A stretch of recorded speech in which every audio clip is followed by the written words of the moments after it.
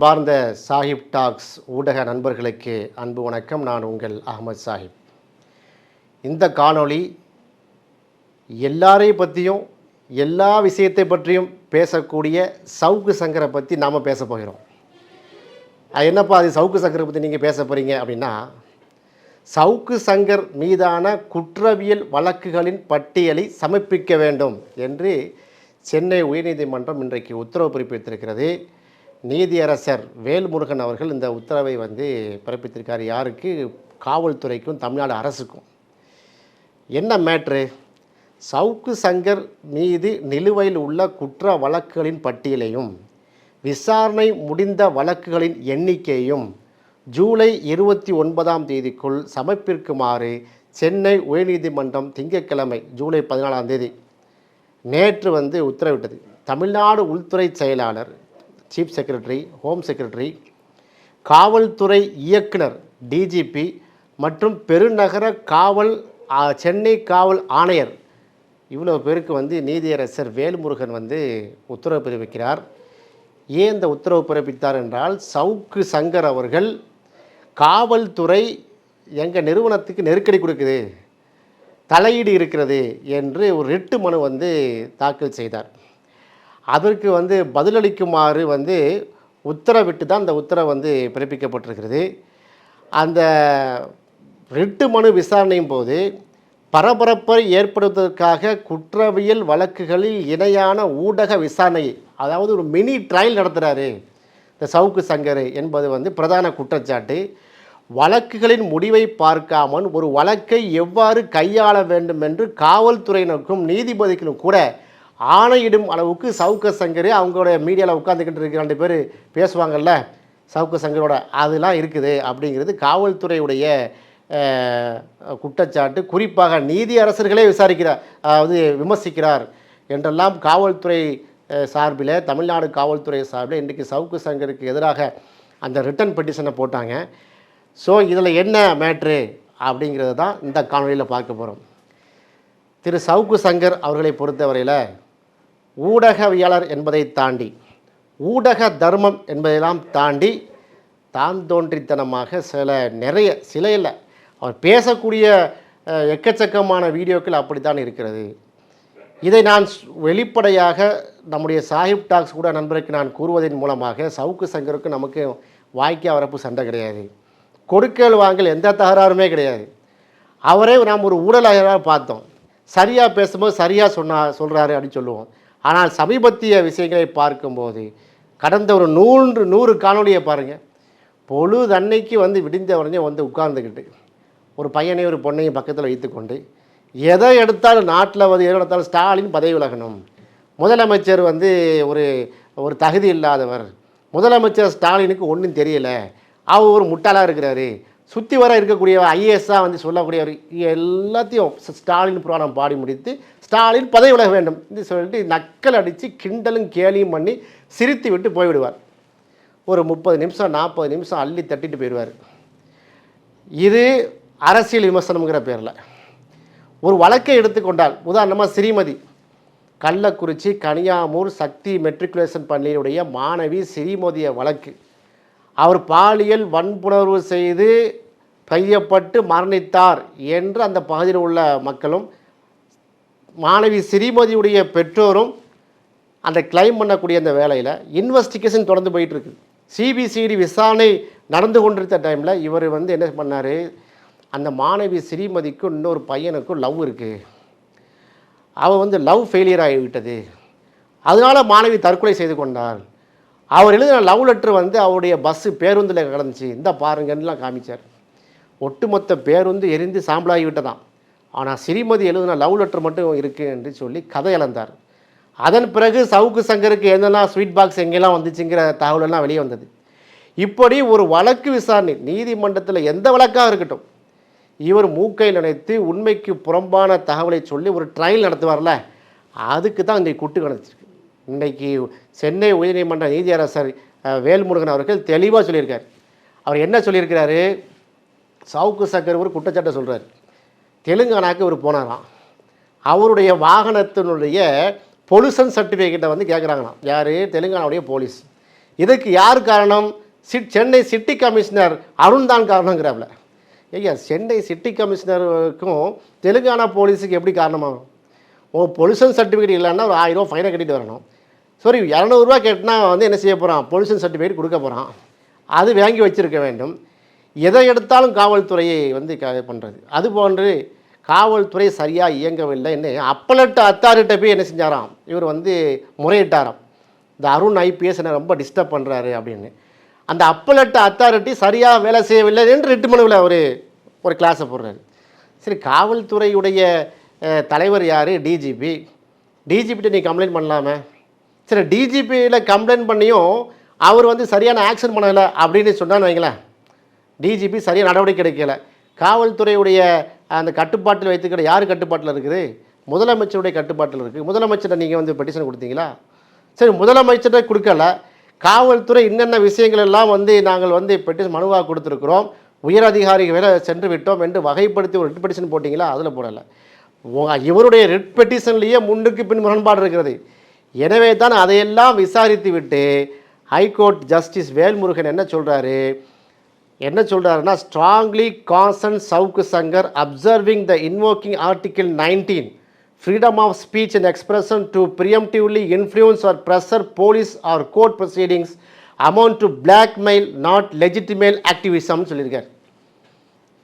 Article 19 இந்திய அரசியலமைப்பு சட்டத்தை நீங்கள் பயன்படுத்தி எங்களுக்கு பேச்சுரிமை இருக்குது, freedom of speech and expression சொல்லிவிட்டு கண்டதையெல்லாம் பேசக்கூடாது, சட்டப்பூர்வமாக தான் நீ பேசணும் சொல்லி நீ பிளாக்மெயில் சொல்லக்கூடாது, அடுத்த நீ மிரட்டுற உன்னுடைய வீடியோவில் என்று சவுக்கு சங்கருக்கு நேரடியான ஆர்டரை கொடுத்துருக்கிறாரு. கொடுத்தது மட்டும் இல்லாமல் justice Velmurugan directed the home secretary DGP and Chennai police commissioner Arun to file a detail affidavit by July 29 listing all the FIRs are criminal cases registered against Savukku Shankar. Savukku Shankar மீதான அந்த கிரிமினல் வழக்குகளை ஃபுல்லாக நீங்கள் பட்டியலிட்டு தரணும் என்று டிஜிபிக்கும் city commissioner Chennai police commissioner அருணுக்கும் செஞ்சாப்புல ஒரு ஆர்டரை பாஸ் பண்ணிட்டாங்க. ஸ்டேட்டஸ் ஆஃப் இன்வெஸ்டிகேஷன் அதனுடைய விசாரணை எந்த நிலையில் இருக்கிறது என்கிற லிஸ்ட்டையும் கேட்டால், அந்த கிணறு வெட்ட போன இடத்துல பூதம் வந்த கதையாகிவிட்டது சவுக்கு சங்கர் கதை. சவுக்கு சங்கர் நாங்கள் ஒரு ரிட்டை போட்டுட்டு அவர் ஹீரோவானுன்னு பார்த்தாரு, இங்கே ஜீரோ ஆக்கி விட்டுட்டார் நீதியரசர் வேல்முருகன். தன்வினை தன்னை சுடுங்கிற கதை தான். அப்போ சவுக்கு சங்கர் அவர்கள் நிதானப்பட வேண்டும். யூடியூப்பில் யாரும் பேசலாங்க, உண்மையை பேசுகிறீங்களா? 4 உண்மை இருக்கும், 40 பொய், 400 அவதூறு, 4000 புழுகு மூட்டை, 4 லட்சம் ஃப்ராடுத்தனம். இப்படி இருந்தால் அது என்ன ஊடகங்கள் ஆயிரும்? ஒரு சக பத்திரிகையாளனாக சொல்கிறேன், தமிழ்நாடு பத்திரிகையாளர் சங்கத்தினுடைய நேஷனல் கவுன்சில் மெம்பராக சொல்கிறேன், திரு சவுக்கு சங்கர் அவர்களே, நீங்கள் நிதானப்படுங்க. நீங்கள் திருந்துவதற்கு மிகப்பெரிய வாய்ப்பு. யாரையெல்லாம் கொச்சப்படுத்துக்கு எது நடந்தாலும் சரி. கல்வராய் மறையில் கள்ளக்குறிச்சியில் எரிசராய் வச்சு செத்து போகிறாங்களா, என்னமோ முதலமைச்சர் ஸ்டாலின் தான் ஊற்றி கொடுத்த மாதிரியும், திமுக அமைச்சர்கள் ஃபுல்லாக சாராயம் வைத்து தான் பண்ணுறாங்க, எல்லாம் முதலமைச்சருக்கு தான் கண்காணிப்பு நடக்கிற மாதிரி பில்டப் பண்ணி பேசுவார். துணை முதல்வர் உதயநிதி ஸ்டாலினா எவ்வளோ கீழ்த்தரமாக பேசியிருக்கார். அவ்வளோ ஏங்க, எங்கள் விடுதலை சிறுத்தை கட்சியின் தலைவர் எழுச்சி தமிழராக போன வாரம் என்ன பேசினார்? அறிவாலய அடிமையாக ஸ்டாலினுக்கு போக முன்னாடி திருமாவளவன் பயங்கரமாக ஃபோர்ஸாக பேசுவாராம். ஸ்டாலின் கூட்டம் உள்ளே போன உடனேயும் கையை கட்டிக்கிட்டு அப்படியே 5 நடுங்குவாராம். ஸ்டாலினுக்கு மிரட்டுவார் ஸ்டாலின். அப்போ என்ன சொல்ல வர்றாரு? இப்போ முதலமைச்சர் எல்லாத்தையும் மிரட்டுறாரு. முதலமைச்சர் மிரட்டலுக்கு பணியக்கூடிய அளவுக்கு, பயப்படக்கூடிய அளவுக்கு, அச்சப்படக்கூடிய அளவுக்கு திருமாவளவன் அவ்வளோ கோலையா? முதலமைச்சர் ஸ்டாலினுக்கு திருமாவளவனுக்கு அவ்வளோ அண்ணன் தம்பி, இன்னைக்கு கூட பேசியிருக்காங்க, அண்ணன் தம்பின்னு பேசியிருக்கிறாங்க. முதலமைச்சர் ஸ்டாலின் அவர்களே மேடையில் வைத்துக்கொண்டே வரக்கூடிய 2026 சட்டமன்ற தேர்தலில் விடுதலை சிறுத்தைகள் கட்சி இந்த இந்தியா கூட்டணியில் அங்கே வகிக்கிறது, எங்களுடைய அணிதான் வெற்றி பெறும், திமுக அணிக்கு விழக்கூடிய 4 ஓட்டில் 1 ஓட்டு விசிகாவுடைய ஓட்டு சொல்ல தான் செஞ்சார். திமுக அணிக்கு விழக்கூடிய 100 வாக்குகளில் 25 வாக்கு விடுதலை சிறுத்தைகளின் வாக்கு. என்ன சொல்ல வர்றாரு எழுச்சி தமிழர்? 25% எங்கள் கட்சிக்காரங்க ஓட்டு இருக்குன்னு சொல்கிறாரு. பயந்துட்டா சொல்கிறாரு. பயந்தா சவுக்கு சங்கு சொல்கிற மாதிரி சப்பை கட்டி பூசி மொழிவி அறிவாலய அடிமையாக இருந்தால் அப்படி பேச முடியுமா தலைவரால்? 234 தொகுதிக்குள்ள ஆட்கள் விடுதலை சிறுத்தைகள் சொன்னாரா இல்லையா? ஏன்பா தேர்தல் பாதையே வேண்டாம் என்று தூக்கி வீசி விட்டு நான் எம்பாட்டுக்கு சமூக நீதி பாதைக்கு திரும்பி விடுவேன், சமூக நீதி களத்தில் மட்டும் நான் இருப்பேன், சமூக பாதையில் மட்டும் இருப்பேன்னு சொன்னார. இப்படி ஓப்பனாக உடைத்து பேசக்கூடிய ஒரு திருமாவளவன் அவர்களே ஒரு தலைவரை என்ன சொல்கிறாரு, ஸ்டாலின்ட்டு 5 நொறுங்கி போவார், அவருக்கு வந்து என்ன செய்வார், ஒட்டுண்ணி பரவேசியமாக இருப்பார். இப்படியெல்லாம் வந்து வசை மாறி பொழியில் திருப்பிட்டு வந்து நாங்கள் கேட்குறதுக்கு எத்தனை நிமிஷம் ஆகும்? இது கேட்டிருக்கிறது. தர்மத்தின் வாழ்வதனே சூது கவங்கிற மாதிரி நீங்கள் கேமரா முன்னாடி நின்றுக்கிட்டு அடித்த ஜம்பத்துக்கு இன்றைக்கி நீதியரசர் வேல்முருகன் உங்களுக்கு ஆப்படிச்சிருக்கிறார். இப்போ மாதிரி திருந்துவீங்களா? திருந்துற மாதிரி தெரியலையே. சரி, இந்த விஷயத்தை ஏன் ஊடகத்தில் வெளிச்சம் போட்டு காட்ட மாட்டேங்காங்க? சவுக்கு சங்கரால் பாதிக்கப்பட்டவங்க லிஸ்ட்டு எக்கச்சக்கமாக இருக்க, அவங்க வெளியே கொண்டு வரணுமா வேணாமா? ஒரு சில ஊடக நண்பர்களை தவிர யாரும் இதை பேசலை. ஏன்? இவரை பற்றி பேசி என்ன ஆக போகுது என்று விட்டு விட்டார்களோ என்னமோ தெரியவில்லை. ஆக freedom of speech and expression இருக்கிறது, அது நேர்மையான முறையில் இருக்க வேண்டும். கான்ஸ்டியூஷன், இந்திய அரசியல் சட்டம் வந்து நமக்கு உரிமை தந்திருக்கு, அதுக்காக இப்படி பேசுகிறதா? ஒரு கொலை நடந்து விட்டால் சட்ட ஒழுங்கே சரியில்லைங்க. சரி, இது கடந்த ஆட்சியில் எப்படி இருந்தது? எடப்பாடியாருடைய ஆட்சியில் வந்து தேனாரும் பாலாரும் ஓடிச்சா? ஸ்டெர்லைட்டில் வந்து போராட்டத்தின் போது குருவியை சுட்ட மாதிரி சுட்டாங்களே 13 பேர்களை, அதை பற்றி வாய் திறக்கிறாரா சவுக்கு சங்கர்? திறந்தாரா? ஆக எல்லா ஆட்சியிலையும் தான் வந்து கொலை நடக்குது. கொலையை வந்து நம்ம கண்டிக்க வேண்டும், தடுக்கப்பட வேண்டும். உடனே ஸ்டாலின் பதவி விலக வேண்டும். ஸ்டாலின் தான் அறுவாள் அடித்து கொடுத்த மாதிரி இப்படி பேசி எல்லா பிளாக் மெயில் பண்ணக்கூடாது. வேல்முருகன் ஐயா என்ன சொன்னாங்கன்னா 3 விஷயம் சொன்னாங்க. பிளாக்மெயில், த்ரெட்டன், அதாவது போலீஸையோ ஜுடிஷியல் ஆஃபீஸர்ஸோ நீங்கள் பிளாக்மெயில் பண்ணக்கூடாது, மிரட்டக்கூடாது. பேரலல் மீடியா ட்ரையல், இவர் வந்து மீடியாவில் ஒரு ட்ரையல் நடத்துகிறாரு. வழக்கு உனையை வந்து வழக்கறிஞர் தான் கோர்ட்டு போட்டு என்ன செய்யணும், கோர்ட்டை மாட்டிட்டு வக்கீல் தொழில் பண்ணுறதா நீ என்ன செய்யணும், அங்கே வரணும், எங்கே கோர்ட்டுக்கு வரணும். வக்கீலும் அட்வொகேட்டும் கிடையாது. அது நீ எப்படி எந்த அடிப்படையில் மீடியா ட்ரையல் நடத்துகிற என்று கேட்டிருக்கிறார்கள். Influence public opinion before courts conclude matter, ஒரு கோர்ட்டில் இருக்கக்கூடிய ஒரு நிலுவையில் இருக்கக்கூடிய வழக்குக்கு சம்பந்தமாக பப்ளிக் ஒப்பீனியன் வந்து என்ன செய்கிறா பண்ணுற அப்படின்லாம் சொல்லியிருக்கிறார். ஆக இது போன்ற விஷயங்களை செய்யக்கூடாது என்று கண்டித்திருக்கிறது. சவுக்கு சங்கர் திருந்துவதற்கு மிகப்பெரிய வாய்ப்பு. இனியாவது அவதூறு பண்ணாதீங்க, இனியாவது பொய்யும் புழுக மூட்டையும் அள்ளி வீசாதீங்க என்று இன்றைக்கு வந்து நீதியரசர் வேல்முருகன் சவுக்கு சங்கர் மண்டையில் ஒரு கொட்டு வைத்திருக்கிறார். இதையும் தாண்டி அவர் புழுகு மூட்டையிலையும் புழுதியிலையும் வாரி இறைத்தார் என்று சொன்னால் திரும்பவும் கலிதிங்க தான் போகணும். ஏற்கனவே அவர் சென்ட்ரல் ஜெயிலுக்கு போய் கையை உடைச்சிட்டு வந்தார். அப்போ இதுமே திரும்ப ஒரு ஏற்கனவே இடது கையை வலது கையை உடஞ்சின்னு நினைக்கிறேன். அடுத்த ஒரு காலையை கையை உடைக்கணும்னு முடிவு பண்ணுறேன், என்னமோ தெரியவில்லை. இவ்வளோ வீராப்பாக பேசிட்டு என்ன பண்ணுறது, அங்கே போனவொடனே எலி பொறியில் மாட்டின எலி மாதிரி கீன்னு கத்துறது. ஏன் அதுக்கு கத்துறது? பேசும்போது ஒழுங்காக பேச வேண்டியதானே. அது என்னம்மா, காவல்துறையுடைய லாக்அப் டெத்து, அதாவது காவல் நிலையத்தினுடைய மரணங்களெல்லாம் ஒரு ஓப்பனாக பேசுகிறாராம். அதனால் காவல்துறை நெருக்கடி கொடுக்குறதாம்.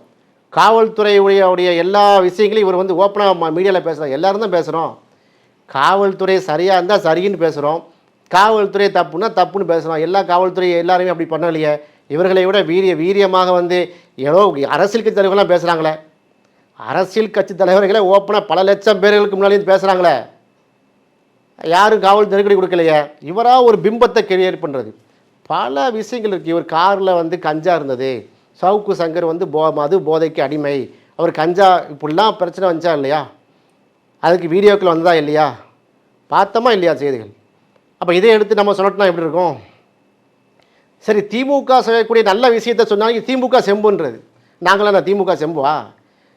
திமுகவுடைய அரசு வந்து எடப்பாடியாவுடைய 4 ஆண்டு கால ஆட்சியை விட அந்த திமுகவுடைய 4 ஆண்டு கால அரசு சூப்பர் சாதனை நிறைய பண்ணியிருக்காங்க. ஆனால் நிச்சயமாக ப்ளஸ் அண்ட் மைனஸ் இருக்குங்க. எல்லா ஆட்சியிலையும் ஊழல் இருக்கும், லஞ்சம் இருக்கும், கொலை இருக்கும், கொள்ளை இருக்கும், எல்லாம் இருக்கும்.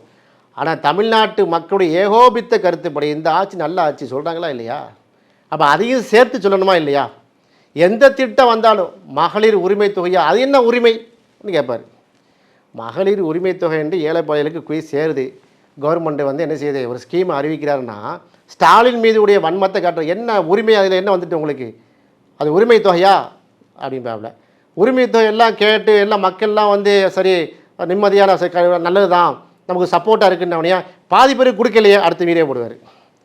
இப்படி வீடியோவை திறந்தாலே முகாரி ரகம் பாடக்கூடிய அளவுக்கு இருந்தது. எல்லாத்துக்கும் ஒரு ஃபுல் ஸ்டாப் வைக்கிற மாதிரி இன்றைக்கி ஒரு தீர்ப்பு வந்திருக்கிறது. இந்த தீர்ப்பின் மூலமாக சவுக்கு சங்கர் அவர் நிதானப்பட வேண்டும், தன்னுடைய நிலையை மாற்றிக்கொள்ள வேண்டும். ஊடகம் என்பது மிக பவர்ஃபுல் வெப்பன், பவர்ஃபுல் மீடியா, அதை நல்ல வழிக்கு பயன்படுத்த வேண்டும் என்பதை இந்த காணொலி வாயிலாக சவுக்கு சங்கருக்கும் அவருடைய ஆதரவாளருக்கும் நாம் கேட்டுக்கொள்கிறோம். இது போன்ற காணொளிகளை நீங்கள் உங்களுக்கு சென்று வர வேண்டும் என்று சொன்னால் நம்முடைய சாஹிப் டாக்ஸ் உடைய அந்த யூடியூப் சேனலை சப்ஸ்கிரைப் பண்ணுங்கள்.